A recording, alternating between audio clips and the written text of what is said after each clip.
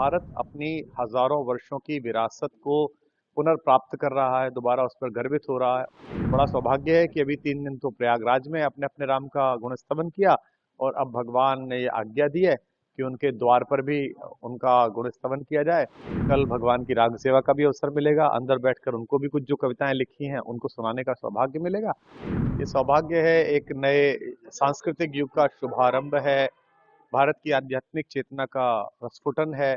और इसे कोई धार्मिक उत्सव न माना जाए। मैंने पिछली बार भी कहा था, भारत अपनी हजारों वर्षों की विरासत को पुनर्प्राप्त कर रहा है, दोबारा उस पर गर्वित हो रहा है। और पूरे भारत के 150 करोड़ लोग, चाहे वो किसी भी पंथ विश्वास और मान्यता के हों, उनके लिए अयोध्या जी, प्रयाग, तीर्थराज प्रयाग, ये सब आस्था के, श्रद्धा के केंद्र हैं। तो बड़ा सौभाग्य है कि अभी 3 दिन तो प्रयागराज में अपने अपने राम का गुणस्तवन किया और अब भगवान ने ये आज्ञा दी है कि उनके द्वार पर भी उनका गुणस्तवन किया जाए।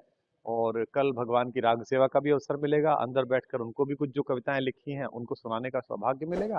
तो निश्चित रूप से ये पूर्वजों के पुण्य कर्म है और उन करोड़ों लोगों की शुभकामनाएं हैं जो मेरी वागीशा के माध्यम से, जो सरस्वती की कृपा है, जो साधना है, उसके माध्यम से कुछ सकारात्मक और आध्यात्मिक इस देश के लिए मुझसे करवाना चाहते हैं। तो महाकुंभ की तैयारी कर रही है।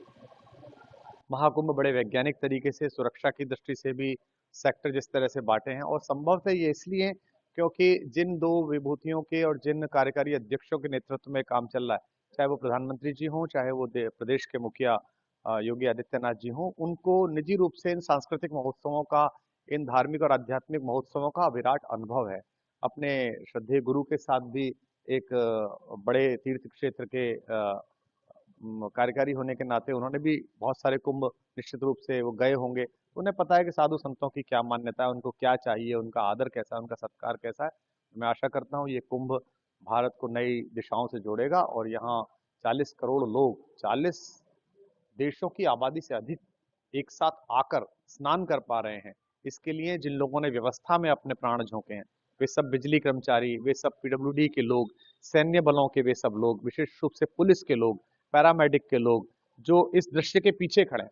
हम तो आचार्यों को, महामंडलेश्वरों को, शंकराचार्यों के दर्शन पा रहे हैं, लेकिन ये दर्शन सुयोग से चल सके, इसके पीछे जो श्रम शक्ति लगी हुई है, यह कुंभ उन श्रम शक्ति के स्तवन का भी कुंभ है।